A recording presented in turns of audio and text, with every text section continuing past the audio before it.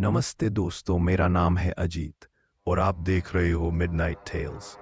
आज की कहानी एक ऐसे गांव की है जहां लोग दिन में खेतों में हल चलाते थे और रात को वही लोग अपने घरों के आंगन में पैर चिन्ह गिनते थे, क्योंकि उन्हें पता था कि अगर एक भी अनजाना पद चिन्ह दिख गया तो अगली सुबह कोई न कोई खाली खाट रह जाएगी। ये कहानी है उत्तर प्रदेश के एक दूर बसे गांव की है।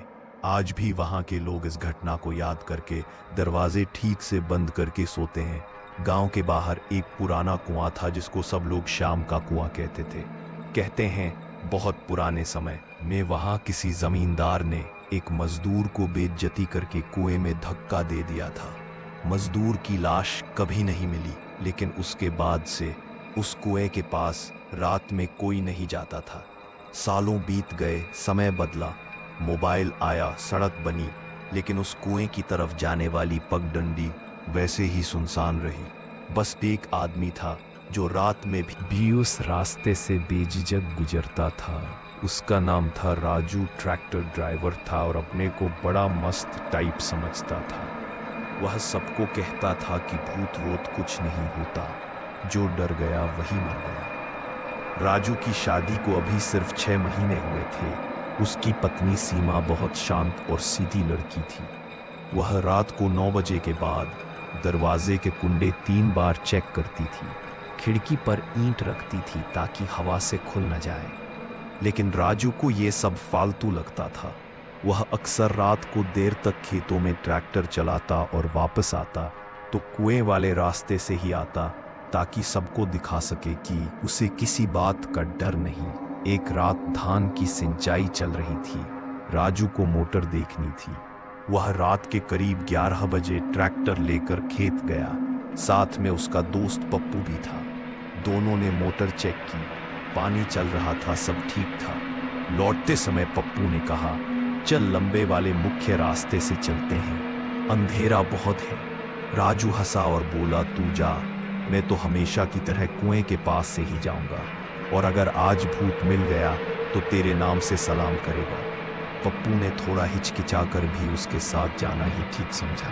ट्रैक्टर की हेडलाइटें जल रही थी। सामने कच्चा रास्ता था, दोनों तरफ ऊंची ऊंची घास और बीच में कहीं दूर कुआं, गहरा अंधेरा, मानो जमीन में एक बड़ा काला छेद हो। राजू ने हेडलाइट थोड़ी धीमी कर दी और जोर से गाना गाने लगा ताकि डर जैसा कुछ महसूस ही ना हो। पप्पू मन ही मन मंत्र जपने लगा। जैसे ही ट्रैक्टर कुएं के पास से गुजरा, पप्पू ने हल्की सी हरकत देखी। हेडलाइट की रोशनी में कुएं की जगह पर कोई सफेद सा कपड़ा लटकता हुआ दिखा। उसने आंखें मींच कर देखा तो उसे लगा जैसे कोई औरत कुएं के किनारे बैठी हो, लंबे बाल नीचे लटकते हुए। राजू ने भी 1 सेकंड के लिए वही देखा, लेकिन तुरंत हंस पड़ा। बोला, देख, वही पुरानी कहानी, औरत कुएं पर बैठी है। चल पास जाकर देखते हैं, सच में कोई है तो उसे घर छोड़ाएंगे। ये कहकर उसने ट्रैक्टर और धीमा कर दिया। ट्रैक्टर जैसे जैसे पास आया वैसा वैसा हेडलाइट की रोशनी साफ होती गई। दोनों ने देखा कि कुएं की मुंडेर पर सच में कोई बैठा है। सफेद कपड़े जैसा कुछ उसकी देह पर लिपटा है। बाल इतने लंबे कि लगभग जमीन तक जा रहे हैं, लेकिन चेहरा नहीं दिख रहा, जैसे झुका हुआ हो। ट्रैक्टर कुछ ही फुट दूर था। पप्पू ने डर से राजू का हाथ पकड़ लिया और कहा, वापस चल यार, अच्छा नहीं लग रहा। राजू ने गियर न्यूट्रल में डाल दिया और ऊंची आवाज में बोला, कौन हो बहन, रात बहुत हो गई है, घर चले जाओ। उस आकृति ने धीरे धीरे अपना सिर उठाया। चेहरा अभी भी बालों में आधा छिपा था, लेकिन हेडलाइट की हल्की चमक में 2 बहुत फीकी चमकती हुई आंखें दिखी। किसी बूढ़े आदमी जैसी पुतलियां, पर चेहरे पर कोई झुर्रियां नहीं, एकदम सपाट पीला सा चेहरा। राजू की हंसी थोड़ी फंस गई। उसने फिर जोर से कहा, कौन हो यहाँ, क्या कर रहे हो? इस बार वो आकृति धीरे से खड़ी हो गई। अब राजू और पप्पू दोनों साफ देख सकते थे कि उसके पैर कुएं की मुंडेर पर नहीं थे। वो थोड़ा सा हवा में तैर रहा था। नीचे खाली जगह थी, लेकिन उसका शरीर ऊपर जैसे किसी अदृश्य रस्सी से बंधा हो।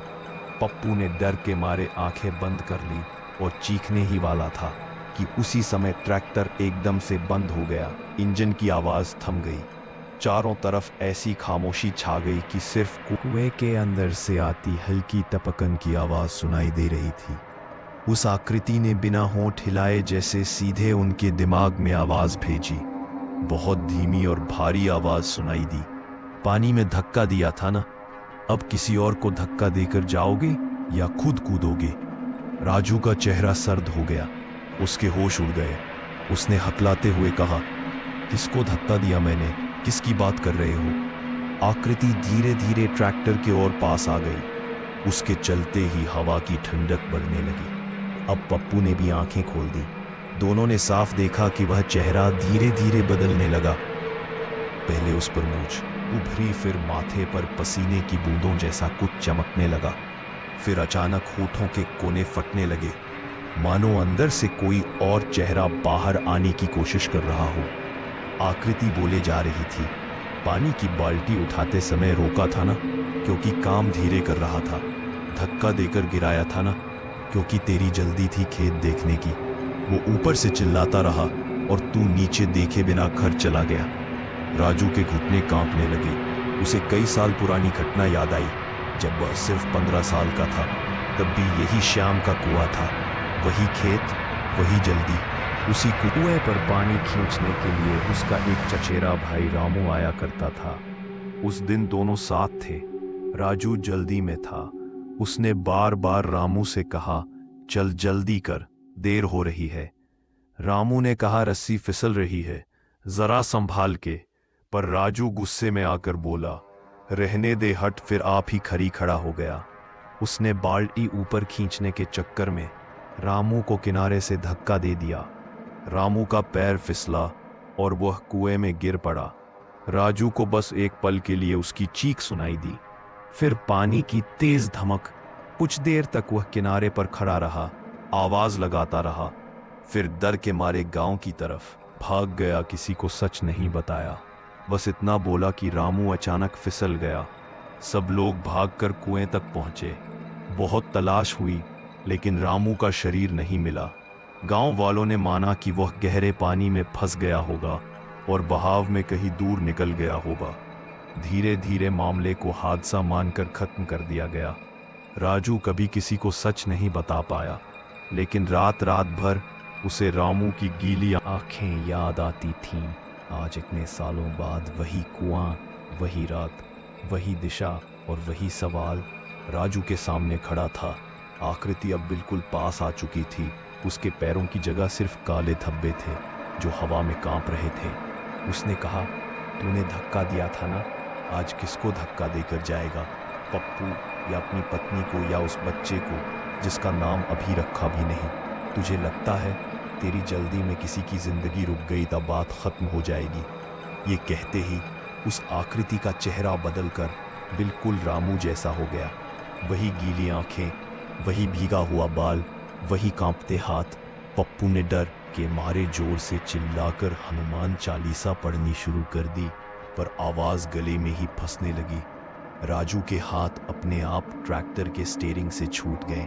उसे लगा कोई उसके कान के बिल्कुल पास फुसफुसा रहा है, चल नीचे, पानी में बहुत ठंडक है, बहुत सुकून है, ऊपर सब झूठ है। राजू बिना सोचे समझे ट्रैक्टर से उतरने लगा। उसका पैर ऑलमोस्ट जमीन पर पड़ा ही था कि अचानक कहीं से एक तेज कुत्ते के भौंकने की आवाज आई। पीछे से एक गांव का आवारा कुत्ता भागता हुआ आया और ट्रैक्टर के पहिए के पास खड़ा होकर जोर जोर से भौंकने लगा, मानो किसी अदृश्य पर भौंक रहा हो। उसी समय पप्पू ने पूरी ताकत से राजू को पकड़ लिया और उसे वापस सीट पर खींच लिया। पप्पू ने कांपती आवाज में कहा, अपना नाम जोर से बोल, अपना नाम याद कर, वरना ये तुझे ले जाएगा। राजू घबरा कर जोर से चिल्लाया, मेरा नाम राजू है, मैं जिंदा हूँ, मैं पानी में नहीं गिरा। आकृति एक पल के लिए जैसे पीछे हट गई। हवा में हल्का कंपन हुआ। तभी पप्पू ने बार बार स्टार्ट बटन दबाया। तीसरी, चौथी कोशिश में ट्रैक्टर का इंजन एकदम झटके से चालू हो गया। पप्पू ने गियर डाला और पूरा एक्सेलरेटर दबाते हुए ट्रैक्टर को आगे बढ़ा दिया। दोनों हेडलाइट के बीच से किसी तरह उस जगह से निकल गए। जैसे ही ट्रैक्टर ने मोड़ काटा, राजू ने अनजाने में पीछे मुड़कर देखा। कुएं की मुंडेर पर कोई नहीं था, सिर्फ हेडलाइट की दूर जाती रोशनी में कुएं का काला मुंह दिख रहा था, मानो सब कुछ निगल जाने को तैयार हो। गांव पहुंचने तक दोनों के मुंह सूख गए थे। राजू के घर के सामने पहुंचकर पप्पू ने देखा दरवाजे के बाहर मिट्टी में सीमा के पांव के निशान थे। उसने शायद कई बार बाहर आकर रास्ता देखा था और फिर अंदर गई थी। राजू कुछ बोल नहीं पा रहा था, बस हाँफ रहा था। पप्पू ने उसे कहा, ये बात किसी से मत छिपा, अब तूने जो किया था वही तेरे सामने आकर खड़ा हो गया। राजू की आंखों से आंसू निकल पड़े। उसने सीमा को सारी बात सच सच बता दी। अगले दिन राजू गांव के बुजुर्गों को लेकर शाम के कुएं पर गया। उन्होंने मिलकर वहां पूजा रखवाई, जल में फूल डाले, रामू के नाम से दिया जलाया। राजू खुद कुएं के किनारे बैठकर रोता रहा और बार बार कहता रहा, माफ कर दो, उस दिन मैंने मजाक में धक्का दिया था, सच में मारने का इरादा नहीं था। लेकिन मन के किसी कोने में उसे पता था गलती गलती ही होती है, चाहे जानबूझकर की जाए या जल्दबाजी में। उस रात के बाद से राजू ने कभी भी उस रास्ते से ट्रैक्टर नहीं निकाला। उसने देर रात खेतों पर जाना भी बंद कर दिया। लोगों ने नोटिस किया कि पहले जो लड़का सबसे ज्यादा भूत की बातें उड़ाता था, वही अब शाम ढलते ही घर के अंदर चला जाता है। कुत्ते वाली घटना के बाद पप्पू भी कभी कुएं के पास जाने की हिम्मत नहीं कर पाया। फिर भी गांव वालों के अनुसार कहानी यही खत्म नहीं हुई। कई किसानों ने बताया कि कुछ रातों में जब वे मजबूरी में देर तक खेतों पर रुकते हैं तो शाम के कुएं की तरफ से हल्की सी छींटे गिरने जैसी आवाज आती है, जैसे कोई पानी खींच रहा हो। और कभी कभी कुएं की मुंडेर पर कुछ सेकंड के लिए एक भीगी हुई परछाई दिखाई देती है, जो किसी आदमी की होती है, लेकिन उसके पैरों के पास से छोटे छोटे बुलबुले उठते रहते हैं, जैसे वो अभी अभी पानी से निकला हो। कहते हैं अगर कोई युवा लड़का रात के समय अकेला उस कुएं के पास से गुजरे और उसके मन में किसी के लिए गुस्सा या बदला चल रहा हो, तो उसे जरूर कोई आवाज सुनाई देती है जो कहती है, धक्का देना है तो अभी दे दे, वरना बाद में पछताएगा। कई लोग कसम खाकर कहते हैं कि उन्हें लगा जैसे कोई अदृश्य हाथ उनके कंधे पर रखकर नीचे की तरफ खींच रहा था। आज तक शाम के कुएं को पक्का नहीं भरा गया, ना ही उसे मंदिर बनाया गया। लोग कहते हैं जिस कुएं ने धोखे से गिरे हुए इंसान की आखिरी सांसें अपने अंदर कैद करके रखी हो, उसे पाटने की कोशिश करनी ही नहीं चाहिए, क्योंकि हो सकता है उसके अंदर किसी की अधूरी चीखें अभी भी गूंज रही हो, जो हर उस इंसान का इंतजार कर रही हो जिसने जिंदगी में कभी जरा सा भी किसी और को धक्का देकर खुद आगे बढ़ने की कोशिश की हो। तो दोस्तों, ये थी आज की शाम के कुएं वाली सच्ची डरावनी कहानी। अगर आप भी कभी किसी पुराने कुएं या तालाब के पास अकेले से गुजरे हों और आपको ऐसा लगा हो कि किसी ने पीछे से हल्का सा धक्का देने की कोशिश की है, तो हो सकता है वो सिर्फ आपका वहम न हो। अगली बार जब भी किसी को धक्का देने से पहले सोचो, कहीं किसी अदृश्य कुएं में गिरती हुई आवाज आपकी अपनी ही ना निकल जाए।